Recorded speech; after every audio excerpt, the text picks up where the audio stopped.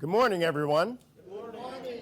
Oh, that's good. That's good. We're getting a little energy there. So, hey, we're getting perked up. That's great. That's great because I need your energy to help me up here. I come today, my name is Eric Lomax, and I come to you today to talk to you about what I call this perfect storm that is taking place within our country right now and all over the world. The perfect storm is what I say is, first, we're dealing with a political fight right now that is ripping the soul of this country apart. That's one aspect. But the greater aspect is we're dealing with a pandemic that has had catastrophic consequences on everyone in this room and around the world. But I want you to kind of look at this in such a way that you're kind of looking at it in a positive light instead of a negative light, because I know some of you are dealing with some things right now and you're asking yourself the same old question, why me? But I want to give you a paradigm shift. I want you to ask yourself, instead of saying, why me, I'm asking you, why not you? You see, I believe that you are being prepared, fashioned to become some of the greatest leaders in the history of this country. Your problems aren't meant to destroy you. They're meant to propel you into your destiny. And there are companies and organizations out there that are going to be looking for people just like you to help them transition into what I call the new normal. Now, like you, I've faced my share of losses and problems. My first marriage ended in divorce. Yes, my first marriage, but that's another story. It ended in a divorce that I didn't even see coming. I wasn't even prepared for it. And just like this pandemic, we weren't prepared for it, so we don't really know what to do. But let me tell you this story. You know, marriage in the first year is kind of rocky because you're getting to know one another. You're kind of feeling each other out.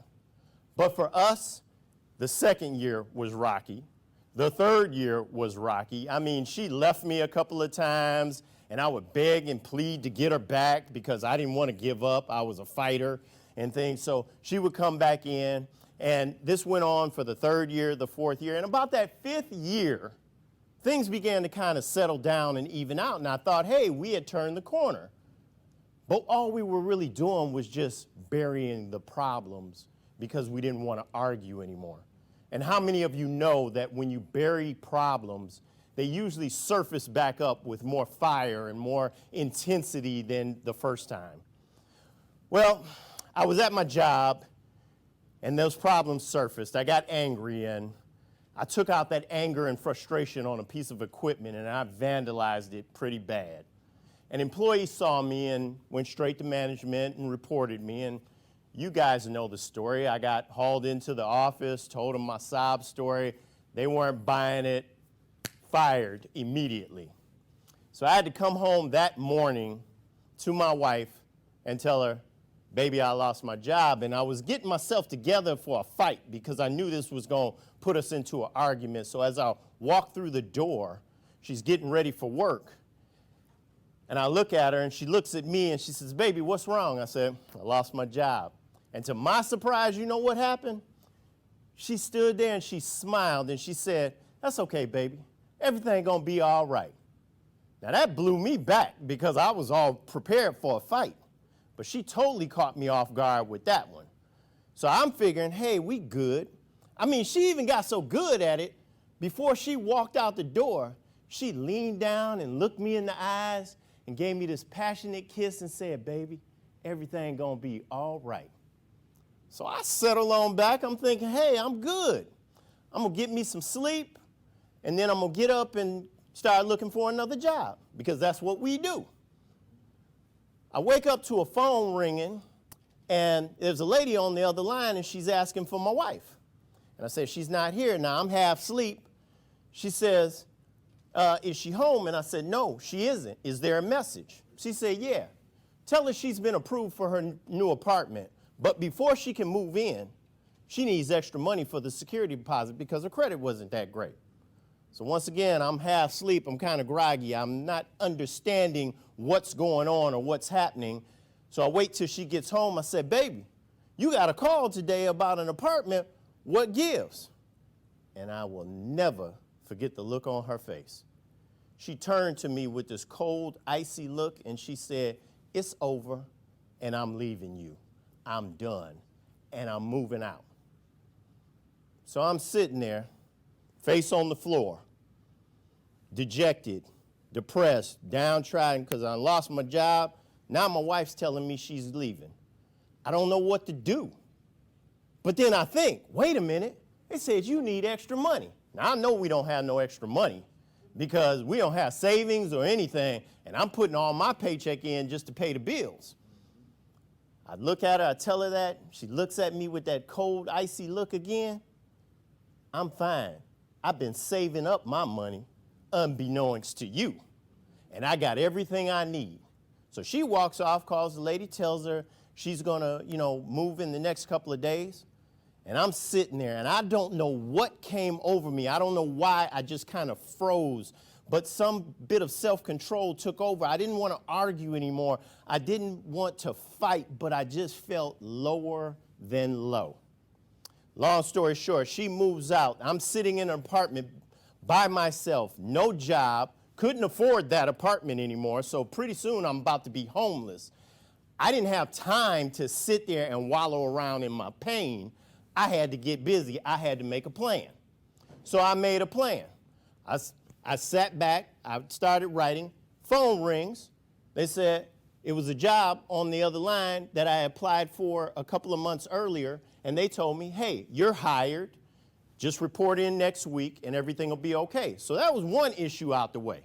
Now the next issue, I had to find a place to stay. Couldn't afford the one we was in. So went out looking for an apartment. I found an apartment that wasn't far from our apartment up this steep hill that was about 3/4 of a mile long straight up. And the apartment stood at the top of that hill. But now here's the biggest problem that I faced.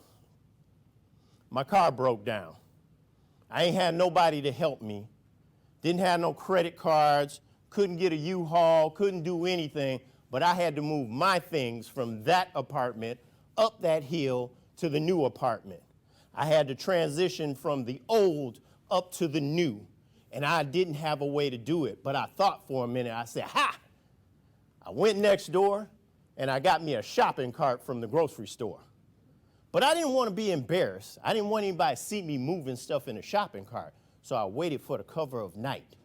And when the sun went down, I started my move. I loaded up that first cart, and I started my ascent on that hill. And let me tell you, halfway through up that hill, my legs began to buckle. The cart began to push back.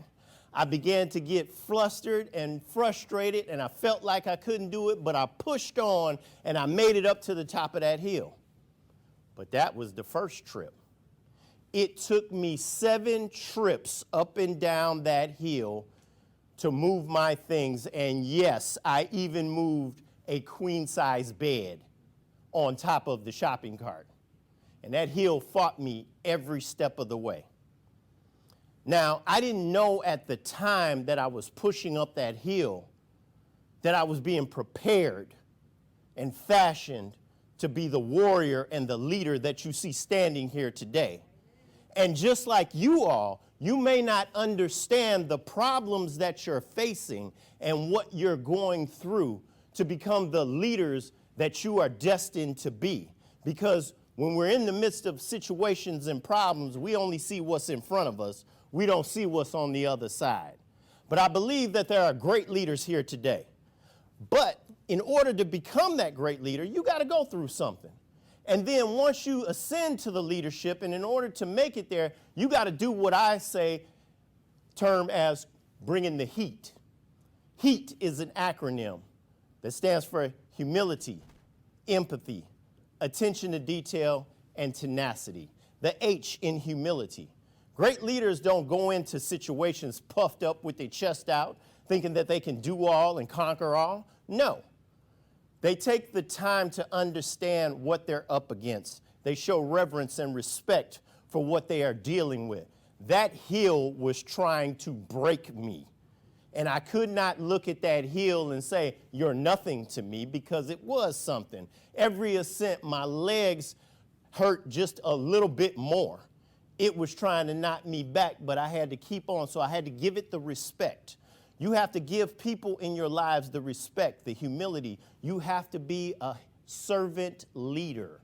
Serving is the way to be a great leader, and you get service by being humble before people. But then you got to have some empathy. Empathy allows you to see situations from not your perspective, but from the perspective of your people.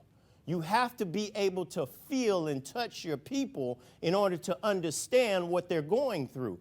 And once you understand what they're going through and they know that you're invested in them, then they will begin to push you up and propel you because they know that you understand what they are dealing with. And then you have to have the attention to detail. Quite frankly, I learned this in the military. The attention to detail is basically, you do it right the first time so you don't have to go back and redo it. But you got to have a strong focus on what you are trying to accomplish. My focus was getting to the top of that hill and getting in that new apartment. And I had to give it my full attention, and I could not stray, couldn't look to the right, couldn't look to the left, couldn't look back behind me because all that was working against me. And then finally, great leaders have tenacity. And what is that basically? You have to own your situation. You got to bring the fire. You got to bring the spirit. You've got to have something down deep within you that will not allow you to quit. You have to have a positive mentality and tell yourself that, hey, life doesn't happen to me. I happen to life. You have to be strong and forceful and not break or bend even when the forces are coming against you. Once again, that hill was trying everything it could to stop me from getting to my destiny. But the fire down inside of me kept burning brighter and brighter, and I knew I had to make it. So I hope that what I've said today will help some of you to understand what you are going through. And when you do face your problems and your trials and your tribulations, remember the guy who used a shopping cart to move all of his things up a hill. And in closing, I'd like to tell you this. There's an old saying that says, the cream always rises to the top. We know it backwards and forward. But what we don't understand about the cream rising is at first, you got to go through a little churning. You got to have a little bit of problems and things in your life to help propel you and lift you up. Thank you very much. My name is Eric Lomax. Have a blessed day.